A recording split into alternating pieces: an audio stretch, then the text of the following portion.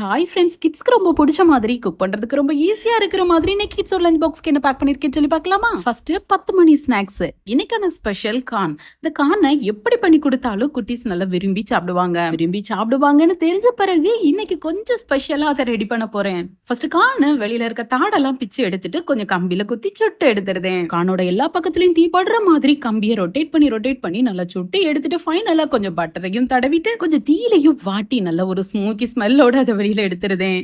இது அப்படியே ஒரு பிளேட்டுக்கும் மாத்தி கொஞ்சம் ஆற விட்டு ஒன்னொன்னா உதுத்தியும் எடுத்துருதேன். ஜெசிகாவுக்கும் ஆகாஷுக்கும் இவ்வளவு காணா அப்படின்னு யோசிக்காதீங்க. இந்த ஸ்நாக்ஸ் கொஞ்சம் ஸ்பெஷலா டேஸ்டா இருக்கிறதுனால என்னவனுக்கும் எனக்கும் சேர்த்து ரெடி பண்றேன். இப்ப உதுத்தி எடுத்த காண ஃபுல்லத்தையும் ஒரு பவுல்ல சேர்த்துக்கிடுது. இது கூட ஒரு தக்காளி, ஒரு பல்லாரி, ஃப்ரெஷ்ஷா கட் பண்ண மல்லி இலையும் உள்ள சேர்த்துட்டு டேஸ்ட்டுக்கு தக்கன சாட் மசாலா, உப்பு, சில்லி பவுடர், ஒரு அரை லெமனோட ஜூஸையும் சேர்த்து நல்லா மிக்ஸ் பண்ணிருதேன். ஃபைனலா நான் அதை பார்க்கும்போது எனக்கு டெம்ட் ஆச்சு. கொஞ்சம் எடுத்து டேஸ்ட் பண்ணி பார்த்தா அவ்வளவு சூப்பரா இருக்கு. அது அப்படியே குட்டீஸோட ஸ்நாக்ஸ் பாக்ஸ்லயும் பேக் பண்ணிருந்தேன்.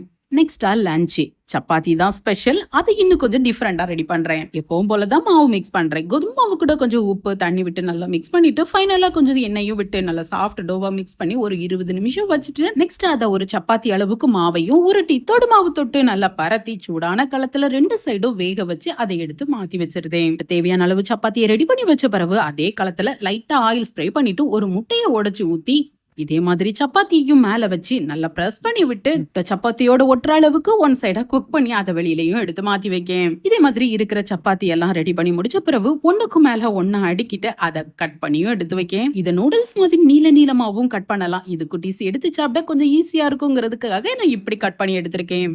நெக்ஸ்ட் பேன்ல கொஞ்சமா எண்ணெய் விட்டு பொடிசா கட் பண்ண பூண்டை உள்ள சேர்க்கேன். ஒரு பல்லாரி கொடமிளகாவை கட் பண்ணி அதையும் உள்ள சேர்த்து ஒரு பரட்டிட்டு ஃபிளேவருக்காக ஒரு சிக்கன் ஸ்டாக் கியூபையும் உள்ள சேர்த்து அது காய்கறிகளோட கொஞ்சம் மிக்ஸ் ஆனதும் ஒரு ஸ்பூன் சில்லி சாஸ், 2 ஸ்பூன் கெச்சப்பையும் உள்ள சேர்த்துட்டு லைட்டா மிக்ஸ் பண்ணி விடுறேன். கொஞ்சமா கார்ன்ஃபிளவரை தண்ணியில கரைச்சி உள்ள சேர்த்துட்டு கொஞ்சம் பபிள் வந்த பிறகு கட் பண்ணி வச்சிருக்கிற சப்பாத்தியை உள்ள சேர்த்து நல்லா மிக்ஸ் பண்ணி விடுறேன். இப்போ மசாலாவும் சப்பாத்தியும் நல்லா மிக்ஸ் ஆன பிறகு ஃபைனலா பொடிசா கட் பண்ண ஸ்ப்ரிங் ஆனியனையும் மேல தூவி ஒரு பெரட்டி கிட்ஸோட லஞ்ச் பாக்ஸ்லயும் பேக் பண்றேன். இது கூட தொட்டுக்கிறதுக்கு பிளைன் கர்டையும் பேக் பண்றேன். இன்னைக்கு பிரேக்ஃபாஸ்ட்டுக்கு நல்ல சாஃப்டான இட்லியும் காரசாரமா தக்காளி சட்னியும். இவ்வளவு சாஃப்டான இட்லிக்கு மாவு எப்படி அரைச்சேன், தக்காளி சட்னி எப்படி வச்சேங்கிறத சாட்டர்டே லாங் வீடியோல உங்க கூட ஷேர் பண்ணிக்கிறேன். ஓகே ஃப்ரெண்ட்ஸ், இந்த லஞ்ச் காம்போ பிடிச்சிருச்சுன்னா ஒரு லைக் கொடுத்துக்கோங்க.